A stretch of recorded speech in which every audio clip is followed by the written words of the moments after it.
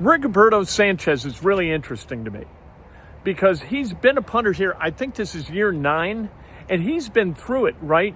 He came into training camp all those years ago, and you thought that Jeff Locke was going to be the punter, and they bring in Rigo from Hawaii, and all of a sudden you watch and you say, wow, the ball comes off his foot just a little bit different. Even Jeff Locke, because I knew him just a little bit, he was like, hey, I don't know whether I'm making this team because this kid can flat hit the ball and do things with it, make it stop, make it bounce in a certain direction. He can do lots of stuff with that football.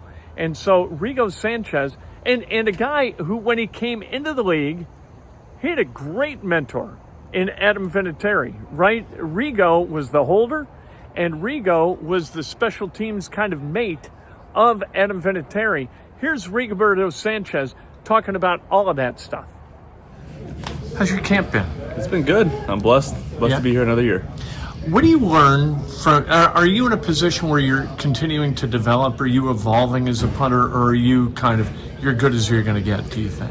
I think that you continue to learn every single year, and the reason I say that is because I feel it, but I also learned from Adam Vinatieri, who, when I asked him that question specifically when I was here with him those few years, I asked him, like, how did you do it to get to this point, and what was the key? And he would always say, every single year you just gotta continue to evolve, and you keep learning, you keep adapting.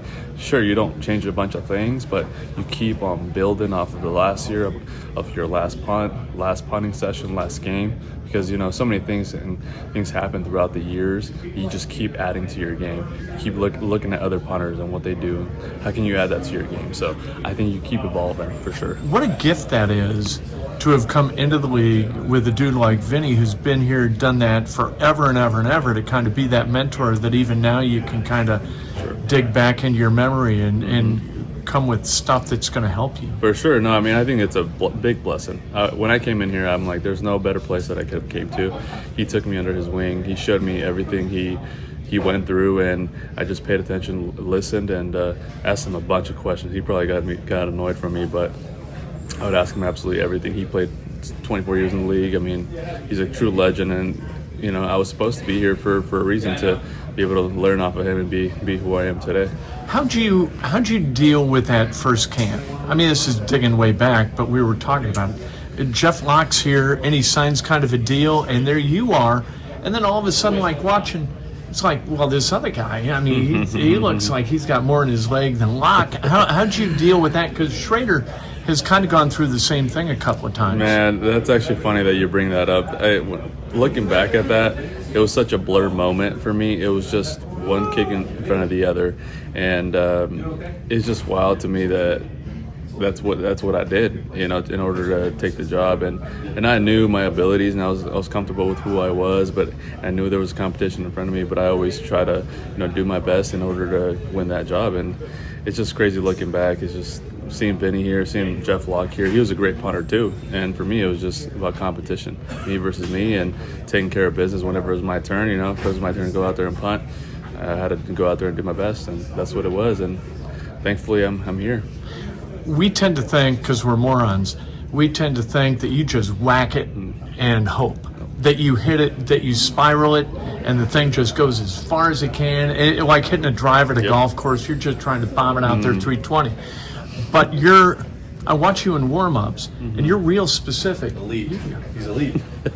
About like landing it in a spot and then having it bounce in a certain direction. Right. How can you hit it so specifically that you can get it to carom in the way that you want it to? Well, first it comes with a bunch of reps. It's just taking a bunch of reps and being comfortable with hitting the ball right, hitting the ball left, and really just trusting your process. Really, you go out there, and it's just like, sometimes too, like a lot of fans think that perfect spiral is great, which it is. Sometimes you want that spiral to like flutter, gives an extra couple seconds, and there's so much that goes into it. Sometimes you hit a shorter punt, the return is so good and elite, and you're trying to control the field position, stuff like that. Sometimes you let it loose, and you have your guys go make a play. So I feel like it just depends on the game, the team you're playing, the return you're playing against, and it's just a lot of practice and reps that go into it. When you go into a stadium, like you're going to go to Cincinnati on Saturday, and you got to figure out what's your process in figuring out the wind and how the ball carries? Yeah, I feel like the wind every single game, every stadium you play in, you have to find and figure out which way it's going. If it's a crosswind, you have to drop the ball a little lower, closer to your body, let go of it a little bit later. And just little reminders when you go on the field, just in order for you to be able to go do your job. But I mean, Cincy, it definitely gets windy out there. I know Buffalo does too. I mean, all those open stadiums get windy, but it's all about just seeing the ball through from the time you catch it to the time you punt it. And I mean, that's critical for you to be able to go out there and do your job. Again, a moronic question, but here with the dome, here when it's closed and the window's closed, is there any variation from one end to the other that you need to be conscious of? I would say it's a blessing to be playing in a dome, especially when the window's closed and the roof is closed. I mean, just swing away, do your job, fall back on your fundamentals, what you've done all week in practice, and just trust yourself. That's what you got to do. But when they do open it, you also have to judge the wind, because it swirls in there. If you see the window when it's open and the roof, it'll come in and swirl. So you got to hold on to the ball a little longer. It's really not that much longer, but it's a little bit longer. You hold on to it, you see the ball all the way through, and you just let it loose. How big a gift is it to have a guy like Luke, who's been your snapper for the entire time you've been here, right? Exactly. You had no overlap with Overton, right? No, I didn't. So it's the best thing in the world. I will say, me and Luke have a great bond, just with football and outside of football, and I think it helps just us both work at a fast pace.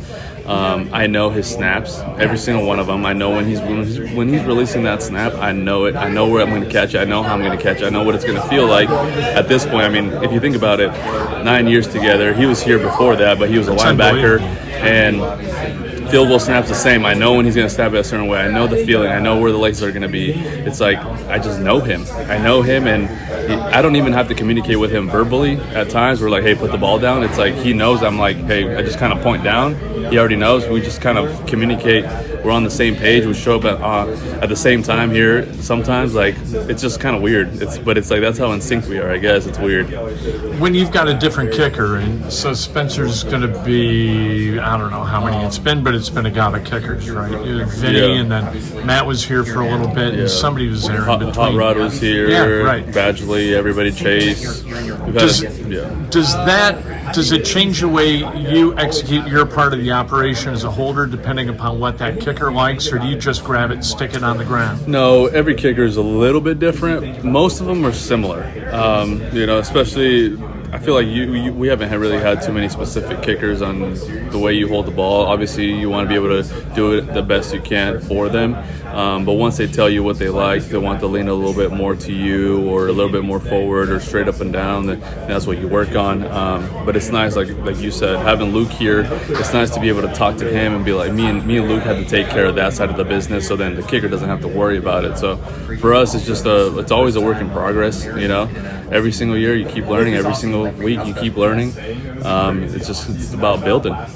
Awesome. There's Rigo, and Rigo's kind of been a quiet guy over the years, but man, that was an interesting conversation for me. I enjoyed that. I wish that could have lasted a little bit longer. Fun to kind of get in his head and figure out all of that stuff, because there's a lot going on teams, right? Whether you're a holder, punter, whatever you're doing, really, really important to this team. I mean, you got to get the punt off. A punt block going the other way is disaster, right? A punt that you can stick on the one and make plant there and get down there, that changes the game in the affirmative. We've had a playoff game here against the San Diego Chargers. Everybody gives Phillip Rivers a lot of credit. The punter was unbelievable. I think the punter won that game. Punters can win you games, and Rigoberto Sanchez knows that.